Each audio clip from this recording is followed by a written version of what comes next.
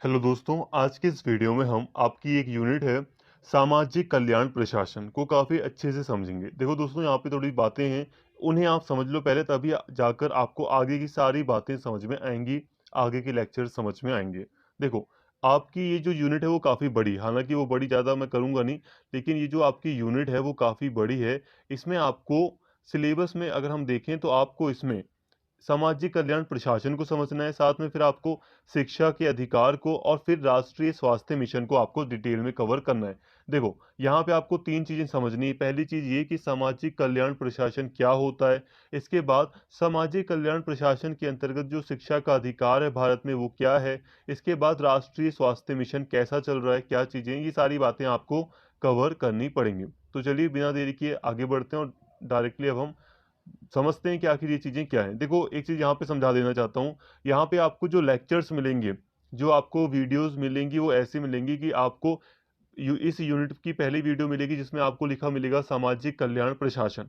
इस और ये पहले ही वीडियो है, तो पहले वीडियो में हम देखेंगे, इसके फर्स्ट लेक्चर कह लो या पहला लेक्चर कह लो आप इसे, कि सामाजिक कल्याण प्रशासन को हम पहले इस वीडियो में समझ लेंगे। इसके बाद एक वीडियो आएगी जिसमें हम शिक्षा के अधिकार को समझ लेंगे, और फिर एक वीडियो आएगी जिसमें हम राष्ट्रीय स्वास्थ्य मिशन को समझेंगे। तो उम्मीद करता हूँ आप बातें समझ रहे हैं कि तीन वीडियो में हम इस यूनिट को कवर करेंगे, ताकि हमारे लिए काफ़ी सारी बातें ईजी हो जाए। तो आज सबसे पहले समझते हैं कि राष्ट्रीय कल्याण प्रशासन क्या है। समाज कल्याण में दो शब्द सामाजिक और कल्याण सम्मिलित हैं। यहाँ सामाजिक और का अर्थ और है बड़ी संख्या में ऐसे लोग जो कई परिस्थितियों में एक दूसरे से जुड़े होते हैं एवं उनकी साझा समस्याएं तथा उन समस्याओं के साझा समाधान होते हैं। दूसरी ओर कल्याण का अर्थ किसी भी प्रकार का सामाजिक कार्य से है जो सामाजिक समस्याओं की घटनाओं को समाप्त करने या कम करने का प्रयास करता है। देखो दोस्तों, आपको लगेगा कभी कभी कि मैं जल्दी जल्दी रीड कर रहा हूँ और आपको कम से कम समझा रहा हूँ, तो ऐसा मत सोचना। वो पॉइंट्स जो आपके लिए बहुत ज़्यादा समझने इंपॉर्टेंट नहीं होते, जो आपको आसानी से समझ आ सकते हैं, या फिर जिनको बस आपको हल्का सा समझना है, उसको मैं हल्का ही समझाऊंगा, उसको मैं डिटेल में आपको नहीं घसीटूंगा, उसको हल्का हल्का ही हम समझेंगे। तो यहाँ पर समझिए, यहाँ पर समाज कल्याण का मतलब क्या है, सिर्फ सिंपल सा मतलब समझो। देखो, सामाजिक का क्या मतलब होता है, दो शब्द है ना यहाँ पे, एक समाज है और एक कल्याण है। तो एक सामाजिक शब्द है और एक कल्याण शब्द है। सामाजिक का मतलब है कि एक समाज के अंतर्गत कोई भी चीज होती है तो उसको हम सामाजिक कहते हैं। अगर हम समाज के अंतर्गत रहते हैं, एक सोसाइटी में रहते हैं, तो कोई भी घटना हो या कुछ भी हो तो वो समाज होता है या सामाजिक गतिविधि होती है। समाज को आप एक समुदाय के तौर पर भी समझ सकते हैं, ठीक है। समुदाय एक समाज को ही इंडिकेट या समाज को ही दर्शाता है। अब कल्याण का क्या मतलब है। कल्याण का मतलब है सामाजिक कार्य या सामाजिक सेवा, सामाजिक समस्याओं की घटनाओं को समाप्त करने या कम करने का प्रयास ही कल्याण है। कल्याण का मतलब ही है भलाई। अब भलाई तो समाज में ही हो रही है ना, तो जब समाज में भलाई के काम किए जाते हैं तो हम उसको समाज कल्याण कह सकते हैं। हम यह कह सकते हैं कि कोई भी सामाजिक प्रोत्साहन जो मनुष्य के सामाजिक जीवन को श्रेष्ठ यानी कि ऊंचा बनाने के लिए निर्धारित किए जाते हैं, उसे हम समाज कल्याण कह सकते हैं। यहाँ पर समझाया गया है कि कोई भी ऐसे कार्य जो मनुष्य के जीवन को ऊंचा उठाते हैं, मनुष्य की जीवन में खुशियां लाते हैं, मनुष्य के जीवन की समस्याओं को समाप्त करना चाहते हैं, कोई भी ऐसा कार्य किया जाता है तो उसे हम समाज कल्याण कह सकते हैं। देखो दोस्तों, यहाँ पे थोड़ा अगर वर्ड टू वर्ड देखें तो हार्ड लगेगा समझने में, ऑब्वियस सी बात है, हार्ड है समझना, ठीक है। लेकिन आप ध्यान से समझिए, समाज कल्याण का मतलब है कि समाज में कल्याणकारी नीतियों को लागू करना, समाज की भलाई भलाई के लिए जब कुछ काम किया जाए तो उसे समाज कल्याण कह सकते हैं। जैसे कि मान लो कि अब जो टाटा है, इतने अमीर आदमी हैं, अगर वो समाज की भलाई के लिए कुछ कार्य कर देते हैं, कुछ डोनेशन के रूप में फ्री में कुछ चीजें उपलब्ध करा दें, तो वो जाहिर तौर पर वो एक सामाजिक कार्य होगा। मान लो फ्री में उन्होंने हॉस्पिटल खोल दिया एक, या सरकार ने एक हॉस्पिटल खोल दिया जिसमें सभी लोग आ सकते हैं, स्पेशली गरीब और वंचित लोग आ सकते हैं, जो कमजोर हैं, जो अपनी समस्याओं को हल नहीं कर पा रहे। तो ये क्या हुआ, ये समाज कल्याण हुआ कि हम कल्याण कर रहे हैं। यहाँ तक ठीक है। अब बात करते हैं समाज कल्याण प्रशासन की। सिंपल सी बात है, समाज कल्याण का मतलब आपको आता है, प्रशासन को ऐड कर दो। प्रशासन को ऐड करने का मतलब है, अब इसमें सरकार आएगी। सरकार, वैसे तो प्राइवेट सेक्टर भी आता आएगा प्रशासन में, एडमिनिस्ट्रेशन तो प्राइवेट कंपनी में भी होता है, सरकार में भी होता है, लेकिन सरकार को ज़्यादा ध्यान में रखेंगे। अब कल्याण प्रशासन, सॉरी कल्याण, समाज कल्याण प्रशासन क्या है इसको समझ लेते हैं। ठीक है, सिंपल यही समझो आप कि अब हम यहाँ पे प्रशासनिक बात कर रहे हैं, थोड़ा सा एडमिनिस्ट्रेटिव। समाज कल्याण प्रशासन वह प्रक्रिया है जिसके द्वारा एक सामाजिक संस्था अपनी नीति और व्यावसायिक दक्षता तथा सामग्री के उपयोग के उद्देश्य से योजना निर्धारित करती है। इसमें समुदाय को प्रभावी और मजबूत सेवाएं प्रदान करने के लिए सामाजिक संगठनों को कुछ प्रशासनिक, वित्तीय और कानूनी नियम निर्मित करने की आवश्यकता होती है। अतः इन तीनों के संयोजन को ही समाज कल्याण प्रशासन कहा जाता है। देखो, समाज कल्याण प्रशासन में अब प्रशासन आ गया। प्रशासन का मतलब कई सारी संस्थाएं होती हैं जो कई सारी नीतियां समाज के कल्याण से संबंधित बनाती हैं। देखो, जब प्रशासन समाज कल्याण करने लगता है तो हम उसको समाज कल्याण प्रशासन कहते हैं। प्रशासन का मतलब समझो दोस्तों, प्रशासन का मतलब है एक अधिकारी तंत्र ले लो। जैसे एक जिला ले लो, जिले में सबसे ऊपर एक डीएम होता है, उसके बाद एसडीएम होता है, फिर एसपी वगैरह होते हैं, दूसरे कई सारे अन्य अधिकारी होते हैं। तो ये पूरा एक जिले के, एक डिस्ट्रिक्ट के प्रशासन को शो कर रहा है। ठीक है, एक डिस्ट्रिक्ट का प्रशासन देख लो तो वो क्या होता है, एक प्रशासन हो गया, एक एडमिनिस्ट्रेशन हो गया। ये एडमिनिस्ट्रेशन का मतलब होता है। किसी कंपनी में गए तो कंपनी में हम देखते हैं कि एक सबसे ऊपर एक मैनेजर है, उसके ऊपर एक मालिक है, मैनेजर के अंदर काम करने वाले कई सारे लोग हैं, पूरा का पूरा सिस्टम है। तो ये चीज एक प्रशासन को इंडिकेट करती है, इसका मतलब एक प्रशासन होता है। ठीक है, आप बैंक में गए, बैंक में आपने देखा एक मैनेजर है, एक डिप्टी मैनेजर है, उसके बाद एक सर्विस मैनेजर है, फिर उसके बाद दूसरे अधिकारी हैं। तो ये पूरा का पूरा एक सिस्टम है, एक मैनेजमेंट है, और इसी को आप प्रशासन कहते हैं। प्रशासन का मतलब समझ में आ गया। अब यही जो प्रशासन है, जब वो कल्याण से संबंधित नीतियां बनाता है तो उसको हम कहते हैं समाज कल्याण प्रशासन। यहाँ पे आप सरकारी कॉन्टेक्स्ट में समझो, सब बातें समझ में आएंगी। देखो, सरकार में हम जानते हैं ना, जो सरकारी विभाग होते हैं, डिपार्टमेंट होते हैं, वही तो सरकार की नीतियों को बनाते हैं। नेता वगैरह पार्टिसिपेट करते हैं नीतियां बनाने में, लेकिन फिर भी जो सरकारी विभाग है, जो अधिकारी तंत्र है, जो प्रशासन है, जो प्रशासन है वही प्रमुख भूमिका निभाता है। तो यहाँ पे कल्याण प्रशासन का मतलब यही है, जो प्रशासनिक विभाग होते हैं उनके द्वारा कल्याणकारी नीतियां बनाई जाती हैं तो उसे हम कल्याण प्रशासन कहते हैं। ठीक है, यहाँ पर ठीक है, ये जो प्रशासन होता है, ये जो प्रशासनिक विभाग होते हैं, इनके पास पैसे से संबंधित कई सारे अधिकार होते हैं, ये कानूनी अधिकार होते हैं इनके पास कई सारे, जिसके आधार पर ये अपनी नीतियां या कल्याण संबंधित नीतियां बनाते हैं। समाज कल्याण, तो यहाँ अब हम बात कर रहे हैं समाज कल्याण प्रशासन के उद्देश्यों की।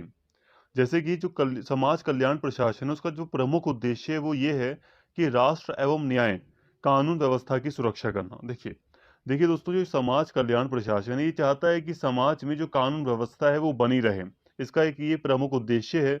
इसके अलावा आर्थिक विकास करना, जो समाज है उसका आर्थिक विकास हो, समाज में लोगों का आर्थिक विकास हो, आर्थिक रूप से यानी कि पैसे के मामले में लोग सशक्त हों, काफी मजबूत हों।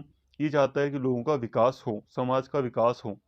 समाज कल्याण प्रशासन आर्थिक विकास कार्यों को प्रोत्साहित करता है, व्यक्ति के जीवन स्तर में प्रगतिशील वृद्धि को स्थिर करता है, आय के अपव्यय यानी कि जो फिजूल खर्ची है उसको रोकता है, और सभी के लिए पर्याप्त भोजन, वस्त्र, आवास, शिक्षा, स्वास्थ्य कल्याण सेवाओं आदि की व्यवस्था करता है, जिसके परिणाम स्वरूप आम जनमानस में यानी कि आम जनता में वास्तविक कल्याण होता है।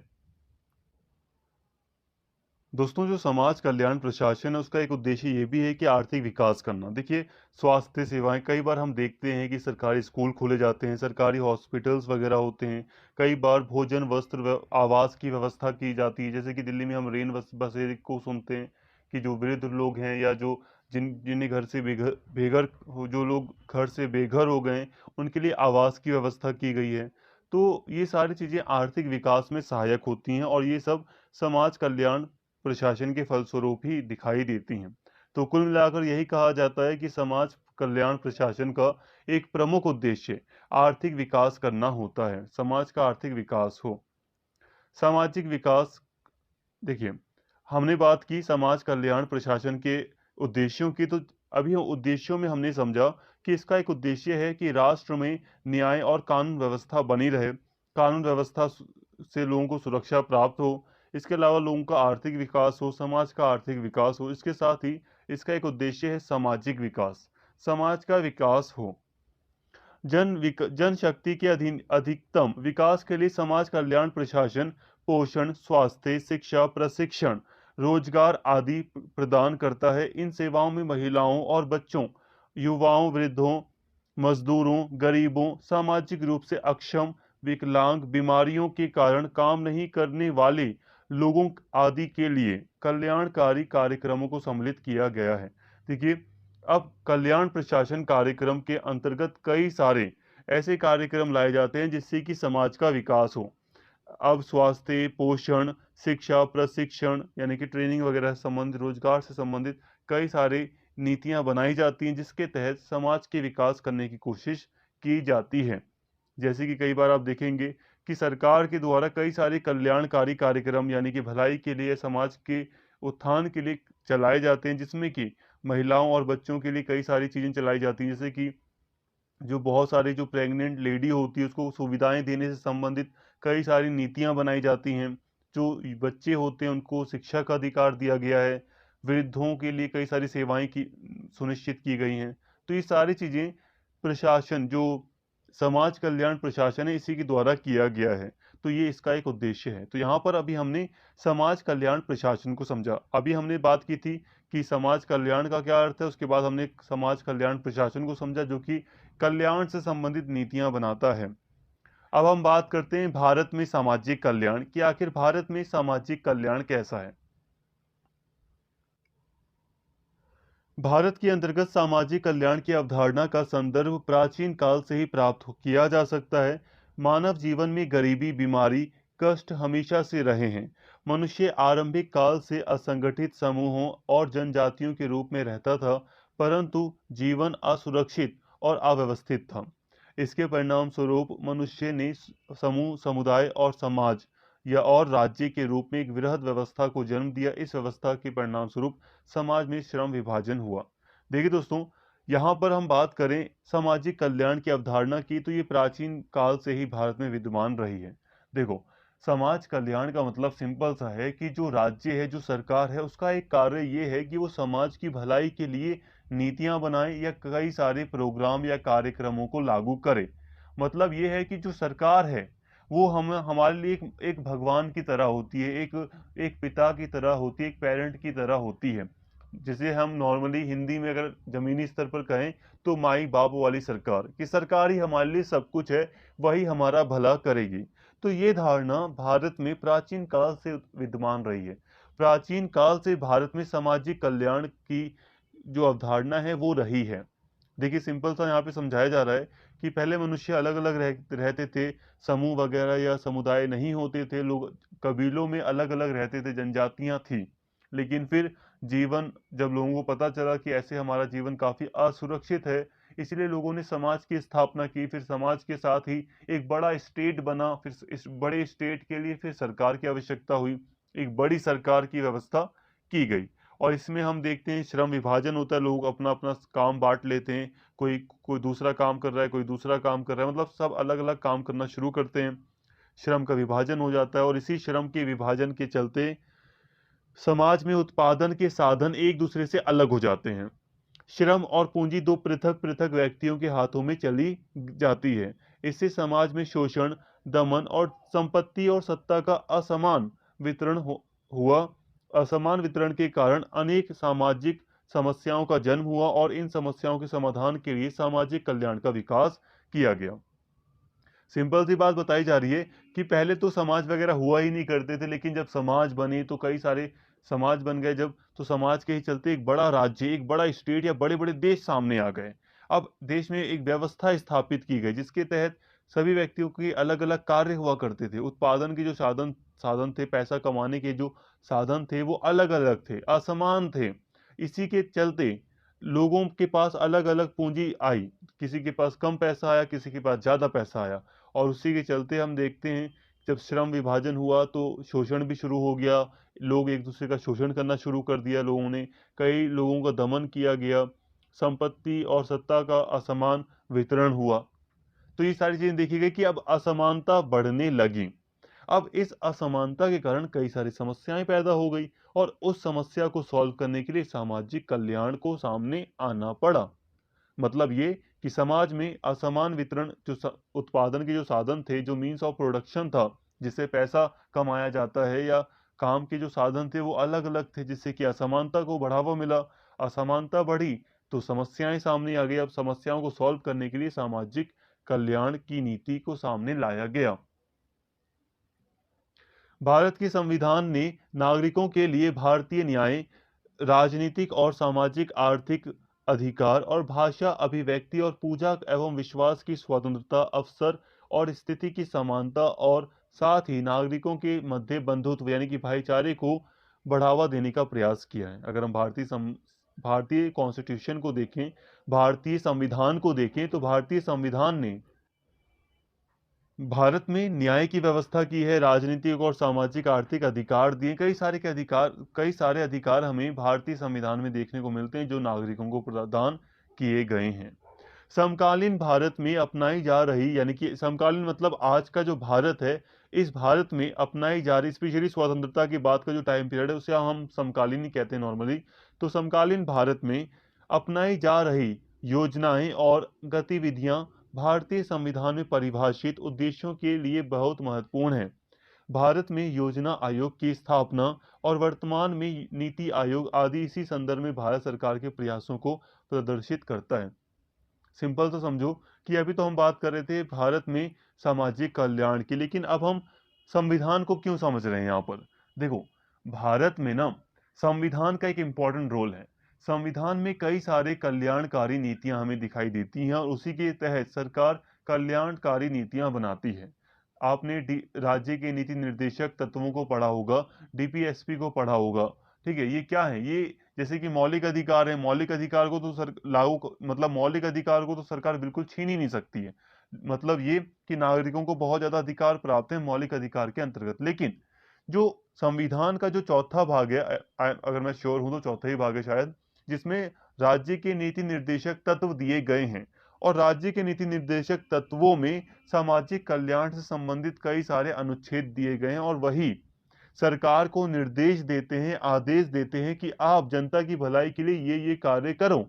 और इसीलिए हम यहाँ पे संविधान को पढ़ रहे हैं कि भारत में सामाजिक कल्याण भारतीय संविधान से जुड़ा हुआ है, क्योंकि संविधान में कई सारे नियम हैं, कई सारे अनुच्छेद हैं, जिसके तहत सरकार बाध्य है कल्याणकारी यानी कि लोगों की भलाई से संबंधित नीतियां बनाने के लिए। अब यहाँ पर मैं आपको पहले समझा देता हूँ थोड़ा सा कि आखिर कल्याणकारी नीतियां या कार्यक्रम होते क्या हैं। बहुत लोग कंफ्यूज होंगे कि कल्याणकारी का मतलब क्या है। देखो, अगर सरकार आपके लिए एक, या हमारे लिए, सबके लिए एक सरकारी स्कूल खोल दिया सरकार ने, तो ये क्या है? ये कल्याणकारी नीति है। अगर सरकार ने एक फ्री में एक हॉस्पिटल खोल दिया, सरकारी हॉस्पिटल खोल दिया, तो ये क्या है? ये कल्याणकारी नीति है जो सरकार के द्वारा की जा रही है।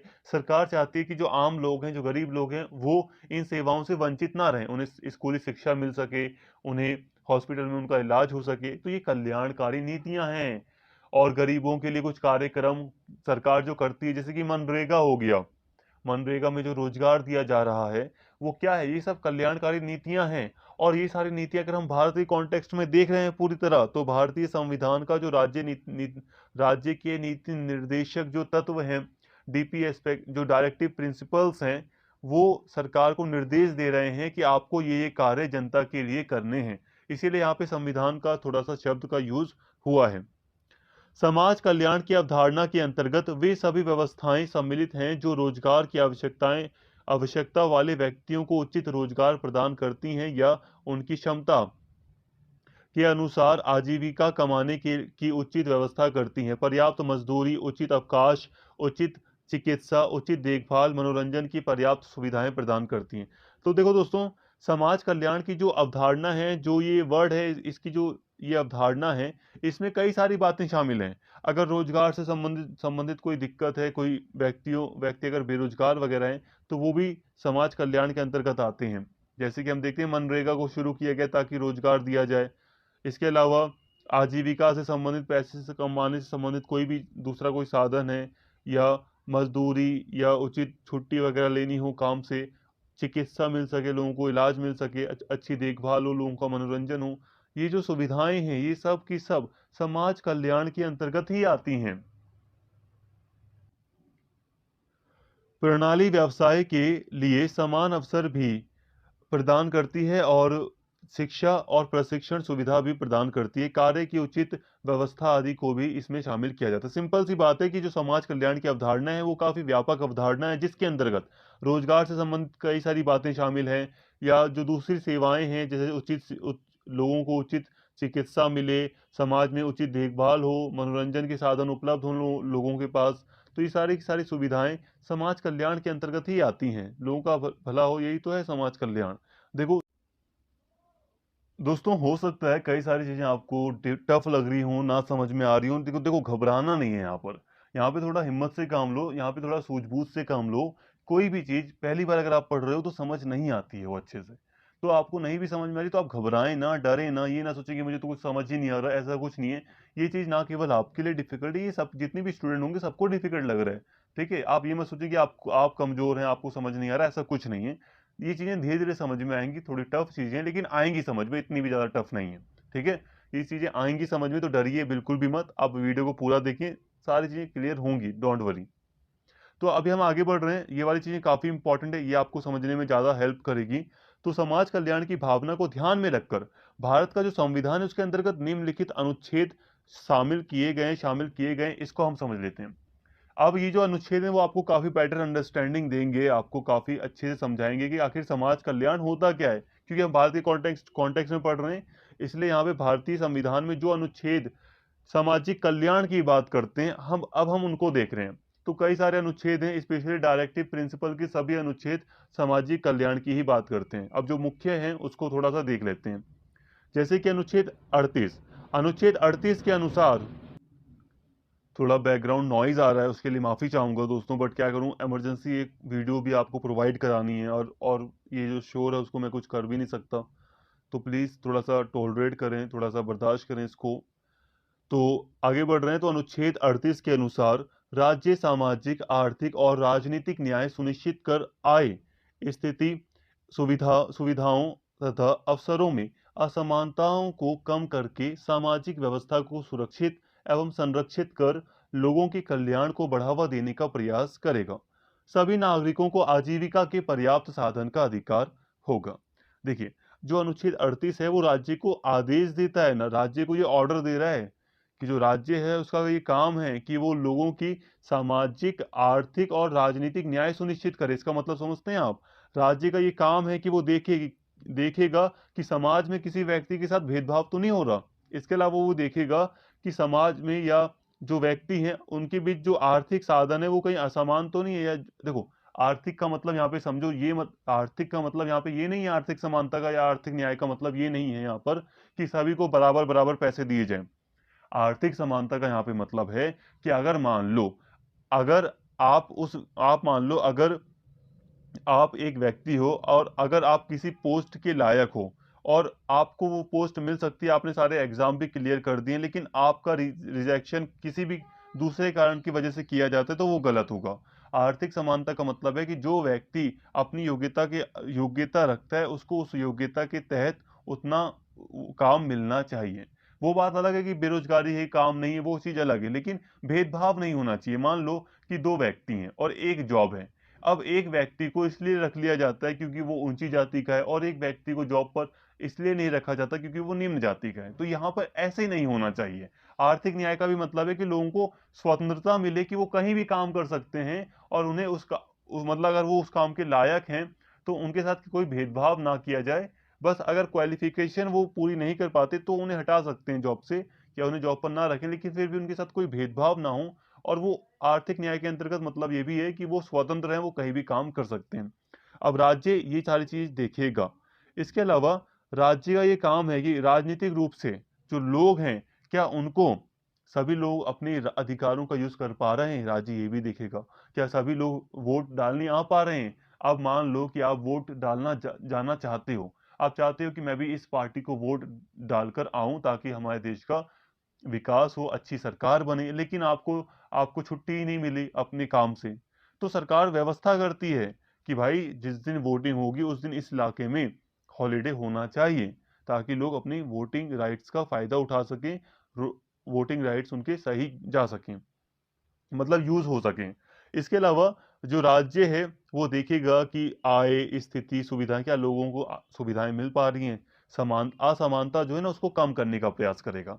जैसे कि मान लो असमानता बहुत बढ़ रही है, अमीर और बहुत ज्यादा अमीर और गरीब बहुत ज्यादा गरीब हो रहा है, तो ऐसे में सरकार क्या करती है, अमीरों के ऊपर ज्यादा टैक्स लगाती है और गरीबों के ऊपर कम से कम टैक्स लगाती है, टैक्स नहीं लगाती, और कई बार सुविधाएं प्रदान करती है गरीबों को। तो इससे वो समानता लाने का प्रयास करती है। तो ये सारी चीजें इसमें शामिल हैं। ये कल्याणकारी नीति का एक बहुत बड़ा अनुच्छेद है, इसको हमने समझा। इसके अलावा अनुच्छेद 39A, आप का भी कह सकते हो, 39 का भी कई बार कह दिया जाता है। तो अनुच्छेद 39A के अनुसार नागरिक पुरुषों और महिलाओं को आजीविका के पर्याप्त साधन का समान अवसर का अधिकार प्रदान करेगा। अब जो राज्य है वो ये वो उसका काम देखना ये है कि जो पुरुष हैं, जो स्त्री हैं, उन दोनों को पर्याप्त पैसे कमाने के साधन उपलब्ध हो सकें। देखो ऐसा ना हो कि स्त्री को उसी काम के लिए कम पैसे दिए जा रहे हैं और पुरुष को उसी काम के लिए ज्यादा पैसे दिए जा रहे हैं। ये ऐसा नहीं होना चाहिए। इसके अलावा स्त्रियों को, जैसे कि हम जानते हैं कि अभी भी कम है इनकी संख्या। अगर हम कोई भी कंपनी देखें, कोई भी प्रशासनिक विभाग देखें, तो अभी भी कम है महिलाओं की संख्या।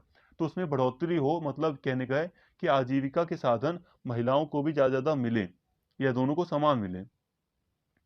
इसके अलावा अनुच्छेद 43 है, 43 के अनुसार राज्य यानी कि जो सरकार है उसका उपयुक्त विधान या आर्थिक संगठन द्वारा किसी अन्य रीति से कृषि के, उद्योग के या अन्य प्रकार के सभी कर्मकारों को काम, निर्वाह, मजदूरी, शिष्ट जीवन स्तर और अवकाश का संपूर्ण उपभोग सुनिश्चित करने वाली काम की दशाएं तथा सामाजिक और सांस्कृतिक अवसर प्रदान कराने का प्रयास करेगा, और विशिष्टतया ग्रामों में कुटीर उद्योगों को व्यक्तिक या सहकारी आधार पर बढ़ाने का प्रयास करेगा।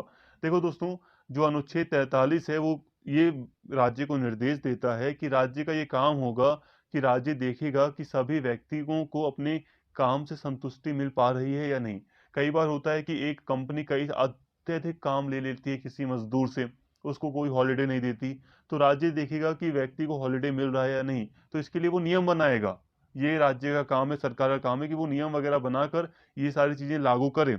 मतलब जो मजदूर हैं या जो लोग हैं उनका जीवन स्तर सही है या नहीं, बेकार तो नहीं है ना जीवन स्तर, इसकी व्यवस्था करेगा। इसके अलावा लोग अपने त्योहारों को सेलिब्रेट कर पा रहे हैं या नहीं। देखिए क्या होता है कि अब एक व्यक्ति है जिसको हॉलिडे मिलता है, जिसको एक हफ्ते में एक छुट्टी मिल जाती है, त्योहारों पर छुट्टी मिल जाती है, तो वो अपने रीति रिवाजों को या अपनी संस्कृति को अच्छे से सेलिब्रेट करता है, अपने त्योहारों को मनाता है। लेकिन अगर किसी व्यक्ति को छुट्टी नहीं मिल पाती या वो काम में बहुत ज़्यादा बिजी रहेगा, तो इससे क्या होगा, वो अपने समाज से कट जाएगा। वो अपने त्योहारों को नहीं मनाएगा तो वो अपने समाज से, अपनी सोसाइटी से अलग हो जाएगा। तो ऐसा ना हो। इसके साथ ही अनुच्छेद 43 ये व्यवस्था करता है, 43, कि जो कुटीर या छोटे उद्योग हैं उनकी सहायता करेगा राज्य। अभी मैं यहाँ पे कंक्लूड करूंगा, बस आप यहाँ पे थोड़ा समझें यहाँ पे इसको। अनुच्छेद 41 के अनुसार राज्य अपनी आर्थिक सामर्थ्य और विकास की सीमाओं के अंतर्गत काम प्राप्त करने के, शिक्षा प्राप्त करने के और बेकारी, बुढ़ापा, बीमारी और निशक्तता, यानी कि जब व्यक्ति कुछ भी नहीं कर सकता, वो स्थिति है ये, तथा अन्य अभाव की दशाओं में लोक सहायता पाने के अधिकार को प्राप्त कराने का प्रभावी उपबंध करेगा।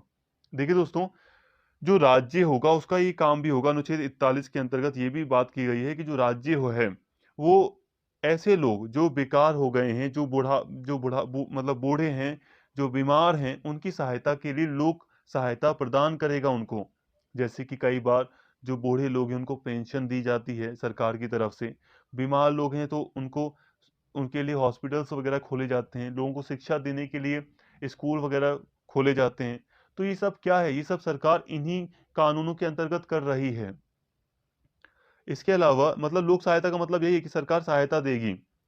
अनुच्छेद 46 के अनुसार राज्य जनता के दुर्लभ वर्गों के, विशेषकर अनुसूचित जातियों और अनुसूचित जनजातियों की शैक्षिक तथा आर्थिक, शैक्षिक मतलब शिक्षा से संबंधित या आर्थिक पैसों से संबंधित हितों की विशेष सावधानी से अभिवृद्धि करेगा और सामाजिक अन्याय एवं सभी प्रकार के शोषण से उनकी रक्षा करेगा, संरक्षा करेगा। मतलब यही है दोस्तों, जो अनुच्छेद 46 कहता है कि जो राज्य में जो कमजोर लोग हैं, जैसे कि अनुसूचित जाति हैं जो विशेषकर, या अनुसूचित जनजाति, जो पिछड़े हुए लोग रहे हैं, जो सदा से प्राचीन काल से ही भारत में पिछड़े हुए रहे हैं, उनको स्पेशली शैक्षिक और आर्थिक सहायता राज्य की ओर से दी जाएगी, सुरक्षा दी जाएगी। और इसी के तहत हम देखते हैं आरक्षण की व्यवस्था की गई है। तो आप यहाँ पर बात को समझें। देखो दोस्तों, क्या होता है कि सिंपल सी बात है, अगर आपने देखा होगा कि आरक्षण, राज्य ने आरक्षण की व्यवस्था को लागू किया, अब आरक्षण के अपोज में बहुत लोग हैं। अब आप सुप्रीम कोर्ट में ले जाओ मामला, भाई आरक्षण तो असमानता को बढ़ावा दे रहा है, तो क्या सुप्रीम कोर्ट हटा देगा इसको? नहीं भाई। जो राज्य है, जो सरकार है, वो कहती है कि हमें अधिकार मिला है अनुच्छेद 46 के अंतर्गत कि हमें अनुसूचित जातियों और अनुसूचित जनजातियों की रक्षा करनी है। हम उनके हितों को सुरक्षा प्रदान करने के लिए उनके लिए विशेषाधिकार नियम बना सकते हैं। आप समझिए इस बात को, यहाँ पर जो ये अनुच्छेद है ना, ये सरकार को आदेश दे रहे हैं, सरकार को अधिकार दे रहे हैं कि सरकार को ये करना है। ये एक तरह से आदेश भी है, सरकार के लिए अधिकार भी है। सरकार देखो मौलिक अधिकारों का उल्लंघन कई बार कर देती है, कैसे? इन्हीं का सहारा लेते हुए। आप कहोगे ना कि हमें तो समानता का अधिकार मिला है, समानता के अंतर्गत आरक्षण की व्यवस्था तो असमानता को बढ़ावा दे रही है। लेकिन अब ये मौलिक अधिकार था समानता का, लेकिन अब इसको सरकार ने आरक्षण की व्यवस्था करके इसको तोड़ा है। कैसे तोड़ा है? सरकार ने डीएसपी, डीपीएसपी, जो राज्य के नीति निर्देशक तत्व हैं, उसका सहारा लिया है। और भाई सुप्रीम कोर्ट में कह दिया कि हमें तो यहाँ पर डीपीएसपी में जो राज्य के नीति निर्देशक तत्व हैं, उसके अंतर्गत हमें ये संविधान के निर्माताओं ने हमें तो ये निर्देश दिया है कि हम ये कर सकते हैं, हमें ये अधिकार भी है कि हम इस इनके लिए कानून बना सकते हैं। कोई दिक्कत वाली बात नहीं है। तो आप यहाँ पे समझ रहे हैं क्या बात कह रहा हूँ मैं? इसके अलावा सरकार अगर कई बार लोक सहायता देती है, लोगों को राशन बांट रही है, तो बहुत लोग कह सकते हैं भाई आप तो सिर्फ गरीबों को ही राशन दे रहे हो, पूरे देश को क्यों नहीं दे रहे हो? तो ऐसा इसलिए है क्योंकि यहाँ पर क्या कहा गया है कि जो बेकार हैं, जो मतलब कमजोर लोग हैं, जो काम मतलब प्राप्त नहीं है जिन लोगों को, उनकी सहायता के लिए सरकार लोक सहायता दे सकती है। सरकारी सहायता, उनको सरकारी हेल्प दे सकती है। ये अधिकार दिया गया है सरकार को। तो सिंपल सी बात है, ये सारे के सारे जो काम हैं सरकार के, वो समाज कल्याण को ही दर्शाते हैं। तो उम्मीद करता हूँ यहाँ आप समाज कल्याण को समझ गए होंगे। इसके बाद हमें पढ़ना है आगे चलकर शिक्षा का अधिकार। इसे हम नेक्स्ट लेक्चर में काफ़ी अच्छे से कवर करेंगे। इसके बाद हम स्वास्थ्य के मिशन को भी समझेंगे, और यहाँ तक हमने समाज कल्याण को समझ लिया। ठीक है? समाज कल्याण को समझने के बाद हम अभी वीडियो को यहीं पर स्टॉप करते हैं। आप नेक्स्ट वीडियो को देख लेना ताकि आप अच्छे से समझ सकें सारी बातों को। उम्मीद करता हूँ सारी बातें आपको यहाँ तक समझ में आई होंगी। दोस्तों, अगर आपको वीडियो अच्छी लगी हो तो प्लीज़ चैनल को सब्सक्राइब कर लें और इस वीडियो को ज़्यादा से ज़्यादा शेयर करें और लाइक करें। Thank you.